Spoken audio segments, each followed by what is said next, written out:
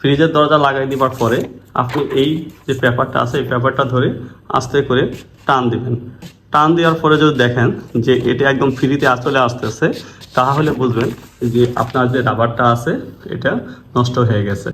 আসসালামু আলাইকুম। ফ্রিজ আমাদের প্রতিদিন নিত্য প্রয়োজনীয় জিনিসের একটি, কিন্তু আমরা কি জানি আমাদের অজান্তেই এমন কিছু ভুলের কারণে আমাদের ফ্রিজটি দ্রুত নষ্ট হয়ে যাচ্ছে।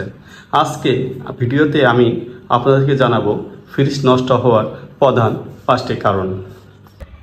ফ্রিজ নষ্ট হওয়ার প্রথম যে কারণটি হচ্ছে তা হচ্ছে আমরা অনেকেই কি করি যে এই যে সোলারটি দেখতেছেন এই রান্না করা সোলার সাইডে একটা ফ্রিজ রেখে দেই।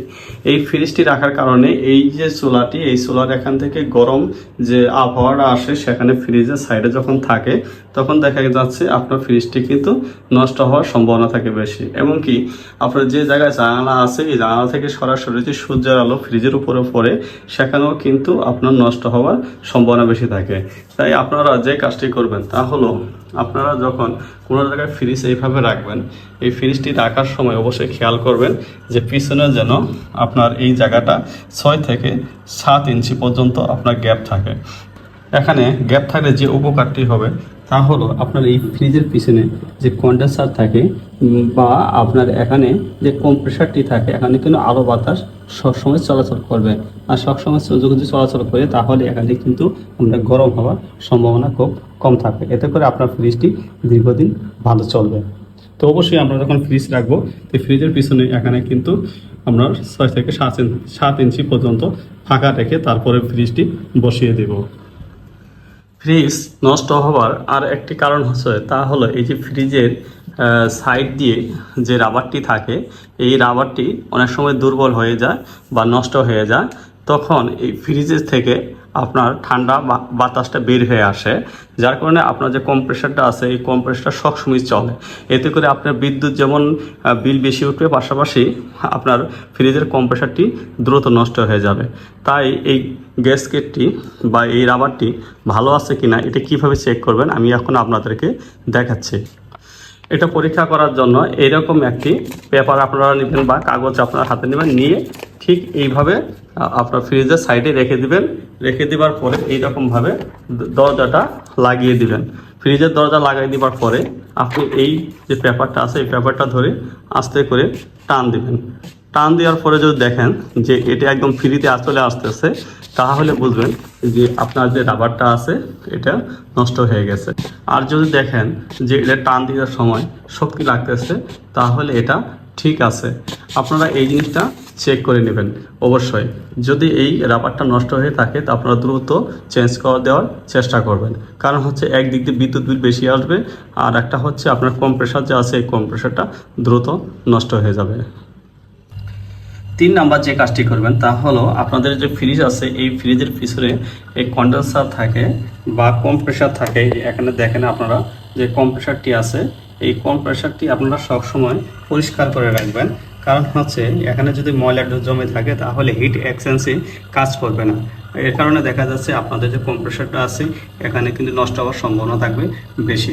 তা আপনারা যখনই ফ্রিজ ব্যবহার করবেন অবশ্যই প্রত্যেক মাসে একবার হলেও এই ফ্রিজের পিছনে এসে এই জায়গাগুলো পরিষ্কার রাখবেন, যাতে আপনাদের এই কম্প্রেসার চলতে কোনো ধরনের সমস্যার সম্মুখীন না হয়। ফ্রিজ নষ্ট হওয়ার আর একটি কারণ হলো তা হচ্ছে আমরা অনেকেই ফ্রিজের ভিতরে যে খাবারগুলো রাখি অতিরিক্ত গাদাগাদি করে রাখি, যার কারণে দেখা যাচ্ছে এখানে যে ফ্রিজের আলো বাতাস আসা যাওয়া করার কথা সেটা হয় না। তা আমরা যখনই খাবার রাখবো ঠিক এইভাবে একটু ফাঁকা ফাঁকা করে রাখবো, যাতে করে এই ফ্রিজের মাঝখানে যেন আলো বাতাসগুলো ঠিকভাবে চলাচল করতে পারে, তাহলে আপনার ফ্রিজটি আরও একটু ভালো থাকবে। আর একটি কারণে আপনার ফ্রিজটি দ্রুত নষ্ট হয়ে যায় তা হচ্ছে অনেকেই এই ফ্রিজের জন্য এই ভোল্টেজ স্টেবিলাইজারটি ব্যবহার করে না। এই ভোল্টেজ স্টেবিলাইজারটি ব্যবহার না করার কারণে যা হয় তা হচ্ছে অনেক জায়গায় বিদ্যুতের কিন্তু ভোল্টেজ আপ ডাউন করে। এই ভোল্টেজ আপ ডাউন করার কারণে ফ্রিজে থাকা যে মাদারবোর্ড থাকে সেই মাদারবোর্ডটা নষ্ট হয়ে যায় এবং কি কম্প্রেসারটাও নষ্ট হওয়ার সম্ভাবনা থাকে বেশি। এই জন্য আপনারা যখন এই ফ্রিজ ব্যবহার করবেন তখন অবশ্যই এইরকম একটা ভোল্টেজ স্টেবিলাইজার ব্যবহার করার চেষ্টা করবেন। তো এখন বর্তমানে অনেক আধুনিক ফ্রিজ বের হয়েছে, যেখানে এই সিস্টেমটা আগে থেকে দেওয়া থাকে, যার কারণে দেখা যাচ্ছে স্টেবিলাইজার ব্যবহার করার দরকার পড়ে না। কিন্তু আপনাদের যে এলাকায় বিদ্যুৎ বেশি আপ ডাউন করে, অবশ্যই আপনারা এইরকম একটা ভোল্টেজ স্টেবিলাইজার লাগিয়ে নেবেন, এতে করে আপনার ফ্রিজটি সবসময় ভালো থাকবে। আর একটি কাজ আপনারা নিয়মিত করবেন, তা হলো আপনাদের ফ্রিজ প্রত্যেক মাসে একবার হলো পরিষ্কার করে দিবেন, যাতে এখানে ময়লা না জমে। এই ময়লা যদি আপনার ফ্রিজে বেশি বেশি জমে, তাহলে কিন্তু ফ্রিজটি নষ্ট হওয়ার সম্ভাবনা বেশি থাকে। আজকে আমার এই ভিডিওতে আপনাদের ছোটোখাটো অনেক বিষয়ই আপনাদেরকে জানিয়ে দিলাম। আপনারা যদি এই বিষয়গুলো ঠিকভাবে কাজ করেন, তাহলে আপনাদের ফ্রিজ দীর্ঘদিন চলবে, কোনো ধরনের সমস্যা হবে না। আপনারা আপনাদের ফ্রিজ ভালো রাখার জন্য অবশ্যই এই কাজগুলো করবেন। আমার এই ভিডিওটা যদি আপনাদের কাছে ভালো লাগে, অবশ্যই লাইক, শেয়ার, কমেন্টস করতে ভুলবেন না। সবাইকে অসংখ্য ধন্যবাদ। আল্লাহ হাফেজ।